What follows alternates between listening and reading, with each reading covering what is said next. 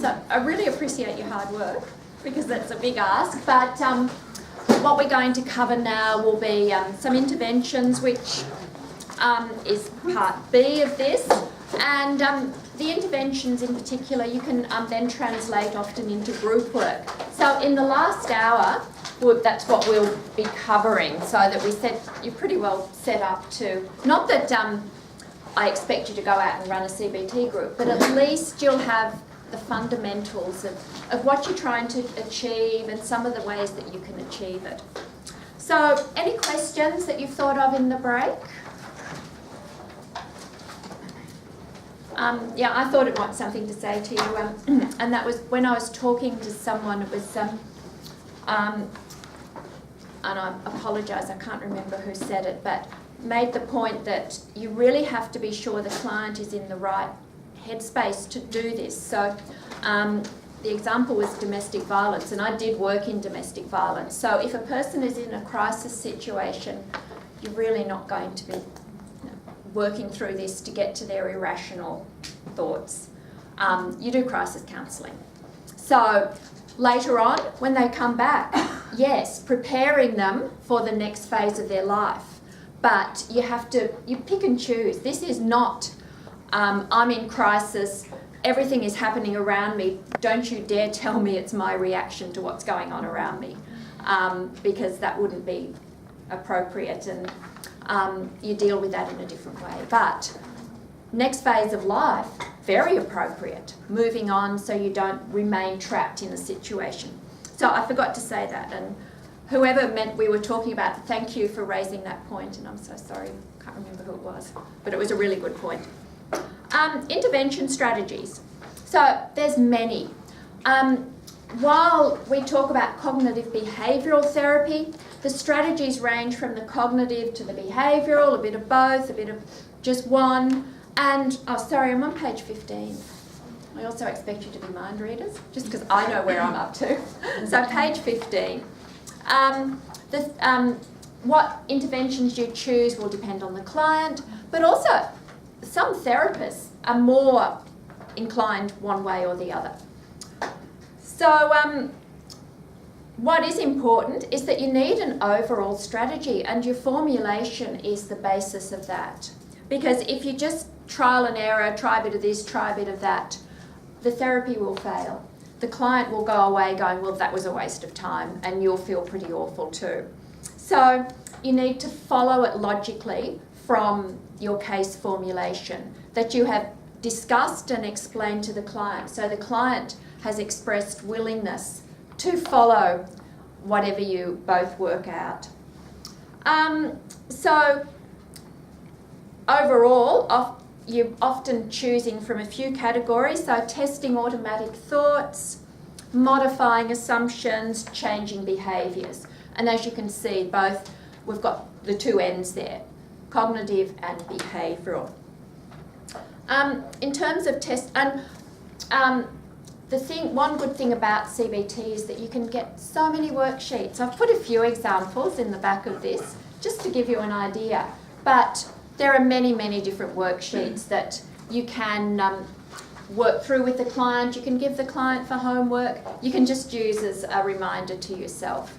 In that way, and again, partly because it's evidence-based, there's all these tools out there to make sure it's done in the same way and maintains the results. But the testing automatic thoughts, once a key automatic thought has been identified, and you did that in the assessment and formulation, so you got to that point. The clients agreed, and you then ask the client to temporarily suspend their conviction that it's true and start to view it more as a hypothesis. You don't have to use that word again, but view it in some way that it's not automatically true. Let's try, let's test it. Let's just see a few ways of if it is true, if it isn't true, what we can do. And then therapist and client collaborating, gathering data, evaluating evidence and drawing conclusions. So a few techniques, and I'm going to go through quite a few techniques, give you a few examples. I'll see how we go for time. I may get you to practice one, but we'll probably leave that to the end if we've got time, because I'm pretty confident all your counselling skills are good if you've got to this stage. But if we've got time, if not, you can do it. You can stay behind and I'll work on it when I've gone. Or not. So, several techniques. Therapists ask the client to draw on his or her previous experiences to list evidence supporting and contradicting the hypothesis. So in the back there's challenging negative thoughts worksheet that after weighing all available evidence, clients may reject automatic thoughts as false, inaccurate or exaggerated. Now that sounds really simple, putting it there, but takes a bit of working through, and we'll go through that bit by bit. One way of, you can also get them to design an experiment to test, is it my automatic thoughts that are causing this? So once the experiment has been planned, you get the client to then predict what the outcome will be, and then gather data on that outcome. So sometimes the data, well, what you're aiming for is to try and get the experiment so that the data will gradually contradict the client's automatic thoughts. So I guess a prime example that I was working with many years ago was a woman with social anxiety. And social anxiety is it's not fear of going out, or it's fear of being evaluated when you're out. And the reason it became so critical was that she was also a very religious lady. So it was impacting on her ability to attend church.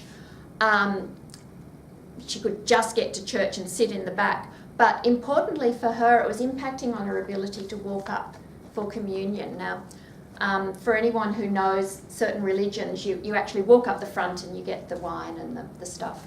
She couldn't do that anymore. And so in her eyes, she was in a bad place, because that was really bad not to do that. So the experiment that she designed herself was, first of all, to sit each week, to sit one row closer to the front in the church, and then when she got to the front row, to go for, I think it was 2 weeks, just watching people.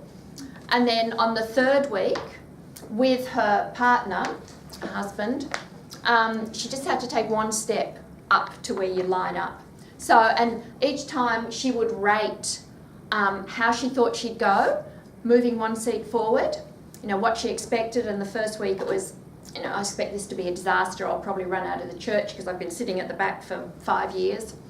And then when she managed that, she said, well, my heart was beating, I thought I was going to run out, but I didn't, therefore it wasn't quite as bad, and I've learnt that no one actually noticed me sitting in a different seat. So that's the sort of thing. You agree on an experiment, they work through it, but not just work through it.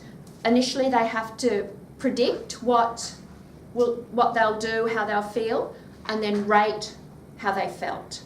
Does that make sense? Mm-hmm.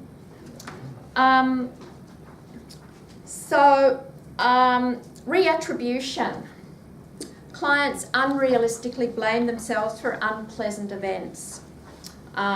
You review the situation and look for other factors that may be part of the problem.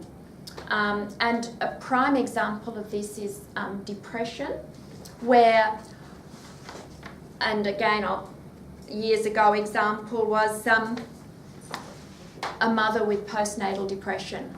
Now, her baby had colic. She blamed herself. Totally. For anyone who's had a baby with colic, it's not the mother, it just happens. It's one of those things. But she was convinced she was a bad mother because she worked right up until 2 days before, very close to the baby. She didn't do things right. She did this and that. Therefore, everything leading up to having the baby was the fault of her. Therefore, of course the baby would have colic, of course it would scream all night, of course her husband would get angry, therefore she was a bad wife too. And that made complete sense. So what you're working on is looking at evidence to reattribute, to find other reasons why a baby might have colic. And as it turned out, the baby had allergies, but that was much later down the track. So you are literally recognising that when a person, especially with depression, when a person is in a certain mood state, they will seek evidence to support that and support the cognitions that go with the mood. Does that make sense? Modifying underlying assumptions. Questioning really important here, and we're going to talk about Socratic questioning shortly. So I won't go into that in great detail because we're going to do that. But often we have assumptions and we nurture our assumptions because we never think to question them. Now, the therapist can't just walk in and question them and say, that's ridiculous. You know, why on earth do you think that? Really, it's quite a balancing act. One, to get them to identify it, and two, to start questioning it in a way that they're not going to take offence and go, I knew I shouldn't have come to therapy, I'm being picked on, I'm being told I'm irrational. That's not the point. You're trying to get the client to identify whether it's irrational or not. Lists of advantages, another test, advantages and disadvantages. Sort of a pro-con list. Who does pro-con lists? Yeah, me too. You can see why I like this therapy. It talks to me. So that's another one. Over the page. If we've got time, we'll work on these a bit more, but you would all be aware of some of what we call cognitive distortions. You would have covered that in quite a few units, and you probably experience some yourself, but you're not going to admit to them. So, dichotomous thinking, seeing things in all or nothing categories. Quite common in borderline personality disorder, everything's very much black and white, but you don't actually have to have a disorder to see things as very black and white, all or nothing. I'm guessing perhaps some of you may have that tendency, but I don't want to know. Overgeneralizations, seeing a single negative event as a never-ending pattern of defeat. Very similar to the example I was just talking about, the mother who saw that example as part of her overall defeat. You know, this is my life, I'm a bad mother, I'm a bad wife. Very much, and this is where, say, in domestic violence, this is where CBT was very handy with the women I was working in, because a single negative event couldn't get more negative than escaping domestic violence. You know, that is a massive life-changing negative event. But what we were working on in the CBT group was that did not define you. For the rest of your life, you were not a victim. That event happened, no one was going to take that away. It was part of your history, it was part of you, but the future was totally different. You could work to get to no longer have those feelings of being a victim, have those that overgeneralization that I made a mess once, because often people fleeing domestic violence feel they did something wrong. Mental filter, picking out a single negative detail and dwelling on it to the exclusion of others. And as I go through these, just sort of tick off in your head what may or may not apply to you. But so I've been so tired lately, I'm never going to get on in the world. That whole thing, relate everything back to your negative thoughts. Disqualifying the positive, rejecting positive experiences by insisting they don't count. You often see that we're very, if someone walks in and says, oh, I really like your hair, and you go, oh, I washed it.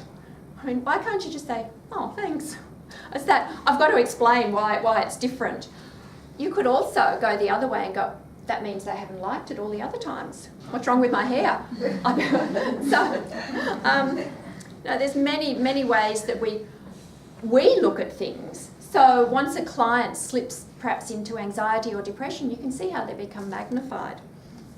Because I know every time I look at these, I think, oh my God, that's me, and try not to worry about it too much. But jumping to conclusions, mind reading. Arbitrarily making conclusions about what others are thinking. So my partner doesn't love me because they don't tell me every day. What I've often struck, especially when I was working with young mothers, was my partner doesn't care about me. He doesn't help me. He just sleeps in on the weekend, expecting that if my partner loved me, they would know that I want help with this, I want help with that. So build a whole scenario up in your head, and you've never actually verbalised what I would love you to perhaps alternate on weekends. So I sleep in, you sleep in. It's that expectation. You can read my mind. If you can't read my mind, you don't care about me. Magnification, and I really like catastrophizing or so exaggerating or shrinking the importance of events, and we're going to have a look at a dialogue in a moment which makes sense of that. Who tends to catastrophize things? I know I do. I'm a drama queen. Yeah, one willing to admit it. I'm every single one of these. Yes. Oh, I'm so sorry. I'm the most effective president. What happens if you have all of these things, like literally to a T? See me afterwards. Check myself in. But what you're expressing is self-awareness. So that's good. That's a plus. I tell myself all the time, at least I'm self-aware. Yeah, I do too. Self-awareness makes it. No, look, please don't worry. That's not my intention here. But self-awareness is important. But I do like that catastrophizing, because that is me to a T. Some of the others too. So don't worry, you're not alone. Emotional reasoning, thinking that negative emotions reflect the way that things really are. So after a really bad day, you think your friends are just asking you out to be polite. So just because you're feeling down, you assume that people are just don't know how to say, we don't want to be with you. Should statements. Probably a few of you have should statements. Yep, you should have seen, well, New Year's Eve resolutions are full of I should. Absolutely. The number of things I should have been doing. And look, here I am not doing them. I'm in Sydney. But taken to extremes, where it starts to impact on your whole life thoughts. Things like, I should be married and have a well-paying job. I should be a better parent to my children. I should be able to hold down a job, give quality time to my children, give quality time to my partner, and also care for my aging parents. That should expectation. In terms of a male, oh no, I've lost my job, and I'm generalising totally here, but I've lost my job. I should be able to support my family. I'm a failure. I can't. I'm no good. Labelling, calling oneself names in response to events. Yeah, I mutter labels. And personalisation, blaming oneself or others for something without accounting for factors that were involved. It's that whole, I'm the centre of the world and everything that happens is because of me. So not that I'm egotistical, it's just that everything comes back to I've caused these things to happen. And so these are all things that you can start to draw attention to and dispute gently. Apart from you, did you have the rest of the list? Is there more? Because I'll probably tick those boxes. No, I thought that might be enough. I don't want to, I don't want to send you all home crying at this point. That's not the point of this. So, yeah, But they're things, be aware, because taken to extremes, and when a client starts ruminating on them or worrying, they can send a person distress, dysfunction, and eventually into almost a diagnosable mental disorder sometimes. So Socratic questioning you've all used or you've all done in your counselling. Yep. In terms of CBT, I'm just going to draw your attention to a couple of points, but it's often used during the assessment. And if you look on page 17, the important thing in terms of CBT, you're not using those questions to change the client's mind. You're not being directive. And again, that's sometimes new CBT therapists use that questioning they think that is the tool. Let's change the client's mind by doing this. It's guiding discovery. Always swing it round. It's simply a tool to let the client work out, to discover what they're thinking and the result of that. So important things in terms of CBT. The client has the knowledge to answer. And what that means, when you ask the question, you want them to understand what you mean and be able to give a concrete answer. So often you may be more used to just saying to a client, what are you feeling now? How are you feeling? In using this for CBT, you bring it down to specifics. So are you aware of any tension or changes in your body as we talk about your father? Does that make sense? Because that's quite crucial. You have to be sure they can answer the question you're asking. A specific answer.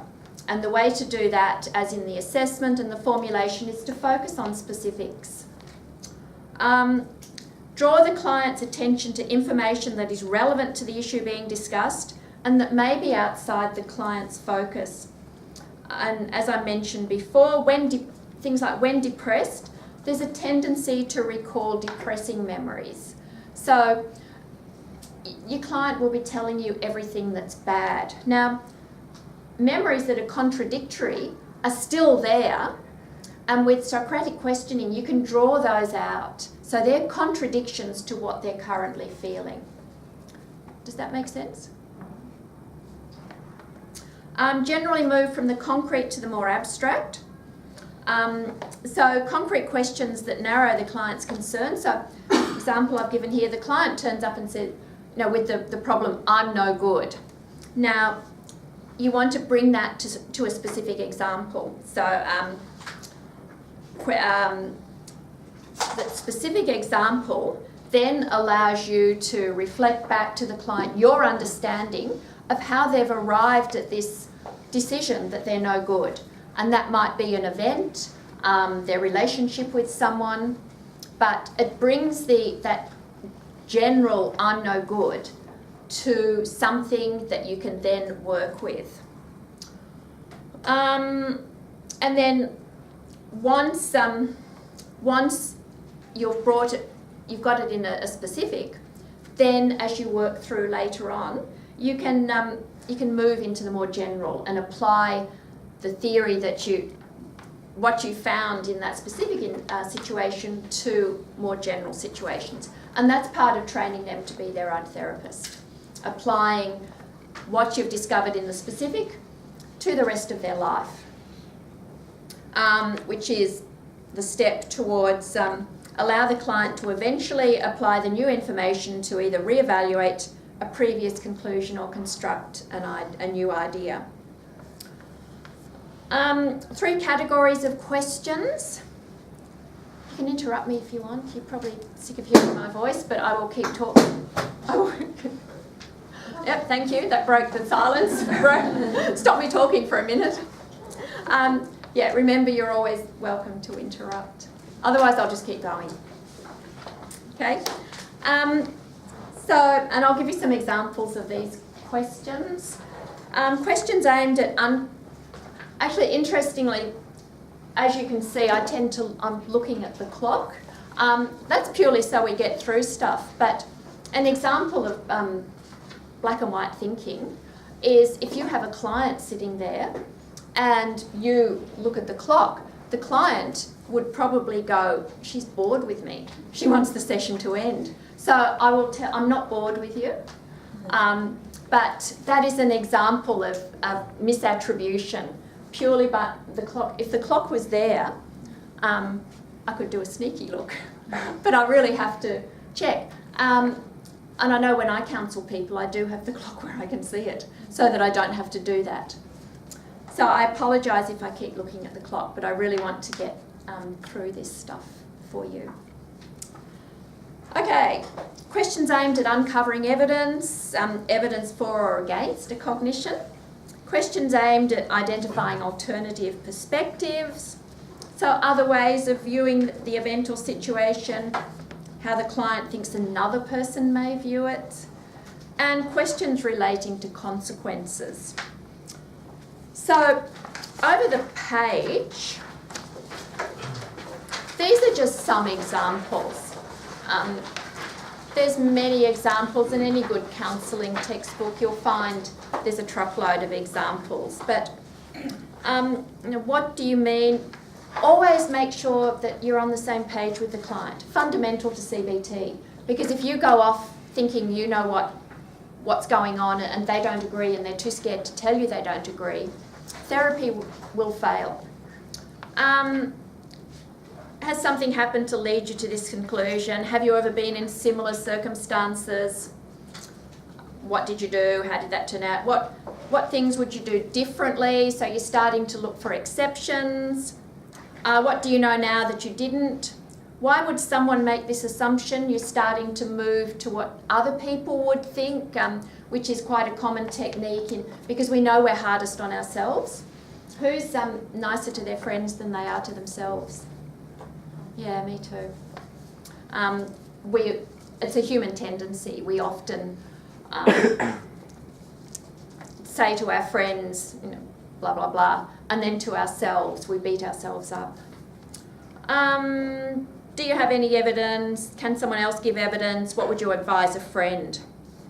Now, this example I've given you, it's from the Beck Institute of Cognitive Therapy, and it's an example of how when a client was selectively focusing on negative information, the therapist drew out exceptions and raised awareness in the client that this wasn't an all-pervasive pattern. The client ate some candy. The client was on a diet, ate candy. And so as a result, has generalised that to, I don't have any self-control. Now, did anyone have, don't want to know, but so you may have had a New Year's resolution to eat healthy and then you don't. And it's very tempting to go, I don't have any control, I'm a loser, I'll never do this, I'll have some more candy. But in this case, the client has generalised that to, I don't have any self-control. So therapist is trying to get them asking for specific evidence. On what basis do you say that? I couldn't refuse the candy. Guided discovery, the therapist says, were you eating candy every day? Of course, if they say yes, you then take a different tactic. But in this case, where they didn't say yes, so we won't get into the yes aspect. So, no, just the once. Alternative perspective. Did you do anything constructive during the past week to adhere to your diet? So yeah, you had candy once, but what did you do that was constructive, that was beneficial to your diet? Yeah, well, I didn't buy candy, etc. If you counted up, therapist, the number of times you controlled yourself, so looking for evidence that the one candy episode was an anomaly, what ratio would you get? Oh, 100 to 1. So you controlled yourself in 100 times and the one time you let yourself go. So that's an example of guided discovery to get the client to move from, I don't have any self-control because they ate candy once, to, oh, but what about all the other times? Okay with that? Okay, let's look at a few of the behavioural techniques. These are very more on, I guess, modifying cognitions by working with the behaviours, because we know, we've known this for decades, that if you change a person's behaviour, often their attitudes will change, their thoughts will change. We like to think that we're very, as humans, we're very cognitive, and if we tell ourselves something, that's enough for it to happen. It's actually often the reverse, where you have to do something for it to happen. So a few things here. Example, client who believes I can't enjoy anything anymore often modifies this after completing some behavioural assignments. So what you would do would be, with the client, create a schedule and schedule one enjoyable activity, if you start with just one, and get them to do that and rate how it felt, what it made them think. So you're not focusing on what their cognitions initially, you're getting them to actually do it. And some clients are more action driven. Some clients are good at doing the behavioural things rather than looking at their underlying assumptions first up. Mindfulness, we're not mindfulness, it's one of those things that is, we think Western world thinks we've invented, but we didn't. It's been around for a long time, but we've embraced it with good results. Anyone done any mindfulness training? Yeah, look, it's great. Just makes us do what we probably should do, which is focus on one thing. We tend to think multitasking is being efficient, and it's not. So emphasis on not forcing change to take place, but promoting awareness and acceptance. Behaviour experiments. And the point of behaviour experiments is that the client has to experience anxiety or distress with that experiment and learn that they can actually come through the other end. So it's a tiny bit of, you don't want to remove any anxiety from the experiment. What the experiment is for them to realise they can cope with this little bit. And it's an experiment that they help you design and that they're willing to try out. Might just be that the experiment is, I will reduce my reassurance-seeking behaviour. So in the panic disorder example we were looking at, an experiment might be that she goes and sits in the car because she'd given up driving. First experiment might be, let's sit in the car, and she might instantly freeze up, but get out of the car. She's experienced that anxiety, and then she describes it, rates it, discusses it in therapy, but she experienced it and she knows that it didn't go into a full panic attack. Assertiveness and social skills training. Many of the groups, the CBT groups that you'll be going into, offer that as a module, because we know that if a person has poor social interaction skills, that is distressing in itself, can lead to social isolation, can lead to rumination, and exacerbate the problem.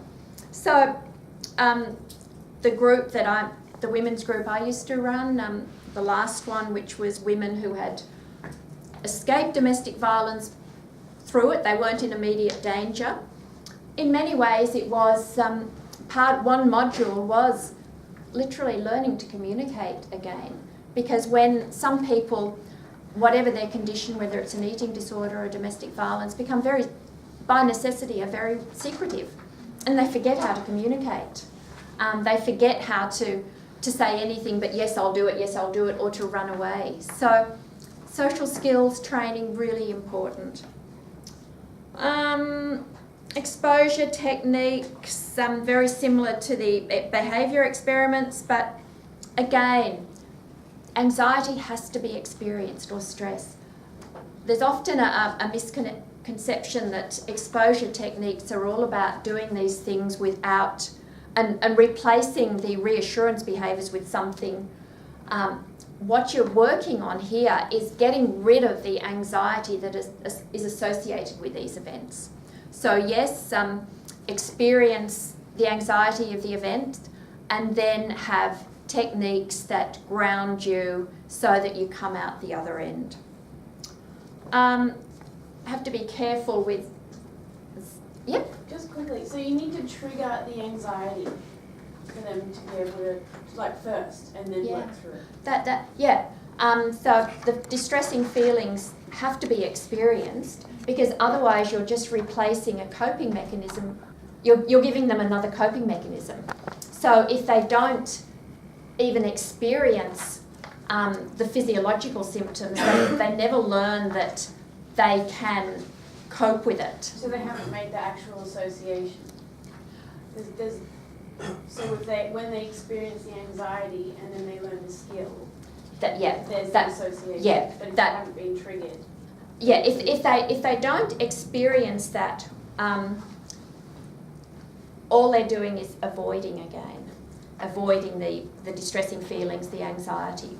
By experiencing that and coping, so bringing themselves down, the cognition then is, I can cope, I can deal with this feeling. This feeling isn't going to overwhelm me. If the exposure was along the lines of, instead of running away, stand there and count, all you're doing is replacing one coping mechanism with another. Yeah. So the underlying point of the CBT, you were following me. Yes. What we're trying to do is not so much, we're not trying to disguise or give them bigger and better coping mechanisms. We're trying to get them to cognitively understand they can cope by just a little bit. Oh yeah, I coped. I felt it. I recognised the symptoms that normally would have sent me into a full-on panic or sent me running away. But no, I just kept going and came out the other end. So empowering them. That's a really good word. Yeah. And they're mastering it. So that when, and this is part of training them to be a therapist, if you gave them skills to cope with what they present with, when something slightly different arises, they'll go, "Whoa, this is a different feeling. This is way different. Oh no, I'm panicking or I feel anxious." But they can recognise what it is. They've got lots of intervention skills.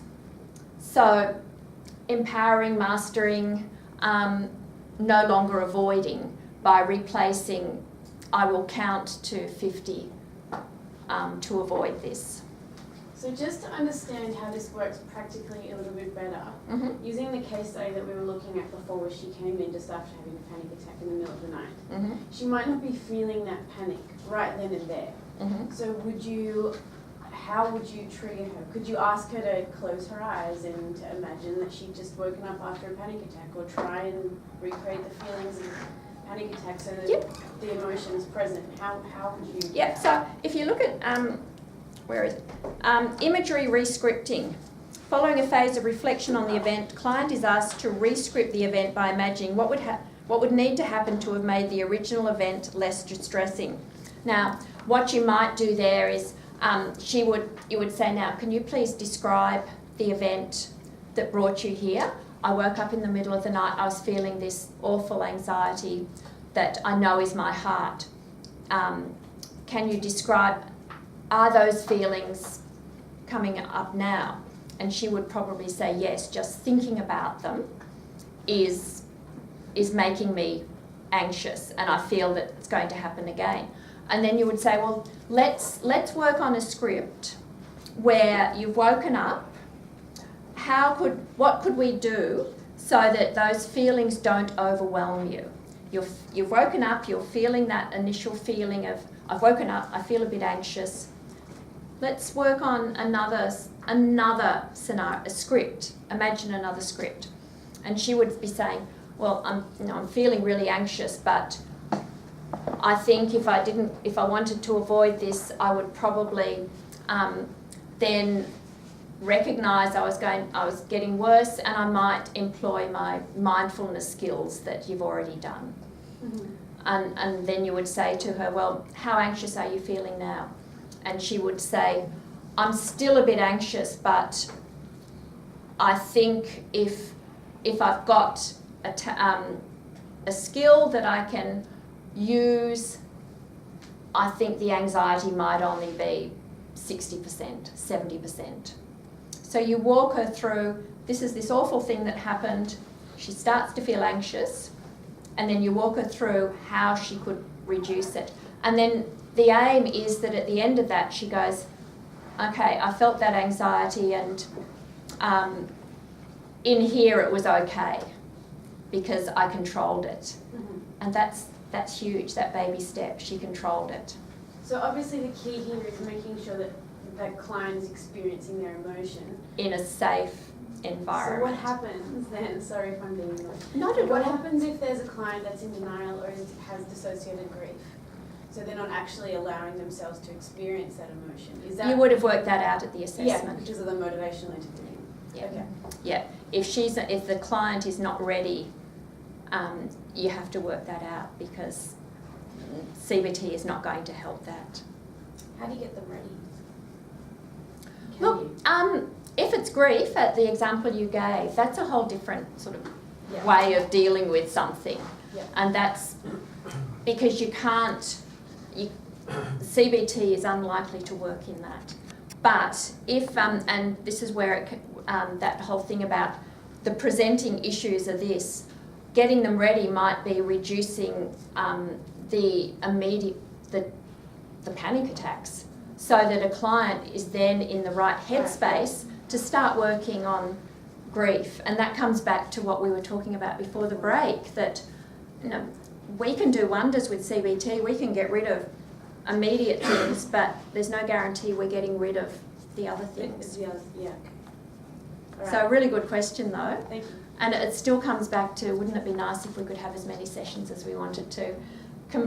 Do a complete intervention plan, which is let's make the client comfortable, get rid of their presenting distressing symptoms, and then let's move on and work with the client. But maybe you can give the client the skills to then work through it themselves, or to be in the right place where they will seek help. Because often it's easier to seek help for physical problems than psychological. Yeah, okay. And once a client is open to seeking help for physical, they may then later on decide, well, wasn't that bad. Yeah, okay. Is that okay? Yeah. Thank you. I'm going to look at the clock. Okay. Let's go. Homework. Homework, as I've said many times, I hope that doesn't show me grimacing every time I look at that. I'll cut that out, don't you worry. Can you edit it a I'll bit? be editing the whole thing, don't you worry. Oh, thank you. Because I'm sure I sort of screw up my face and do really weird things and say weird things like I just did. So homework, really important. Unfortunately, you may lose clients there. One, because they may agree to the homework and then go away, don't do it, and they're so embarrassed they come back because they don't want to tell you they didn't do their homework. And I've lost clients that way. So that's all part of there's two ways of looking at it. Yes, for this to work, they have to practice things. And that's where group therapy can be really good.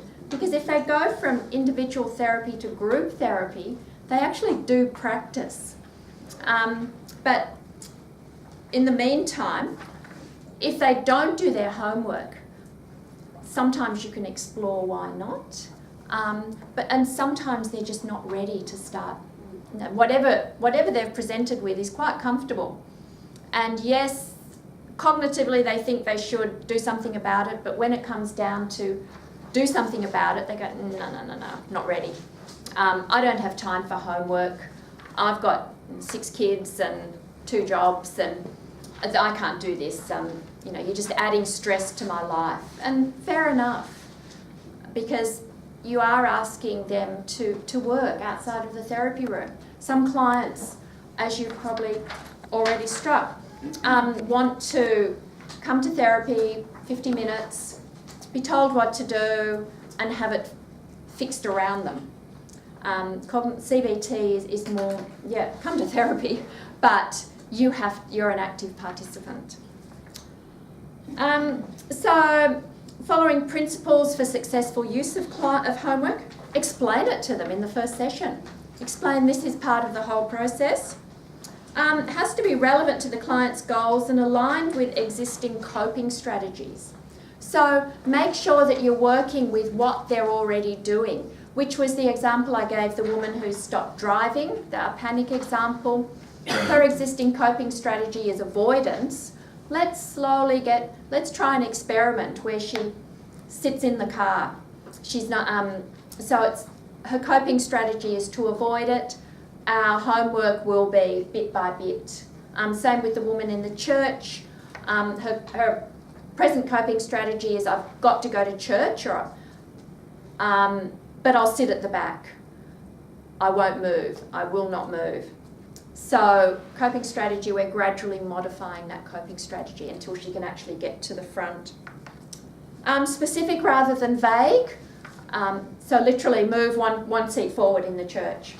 And of course, to do that, it also meant she had to get there a little bit earlier to make sure the seat was vacant, because that would have created a whole new issue if she couldn't get to the seat that she'd decided on for her homework. Check client understands. Written instructions never hurts. Assignment not discussed if the client is highly distressed. Do not give a really distressed client homework. They won't take it in. They won't do it. They'll get distressed. They won't come back. So use your I start to run out of words. I was going to say common sense, and that's really horrible, isn't it? Intuition? Sorry? Intuition? Is That'll that the word do. you're looking for? Intuition, your empathy, your all those things. Outcome discussed at following session. Never give a client homework and then forget about it and forget to discuss it next week, because that one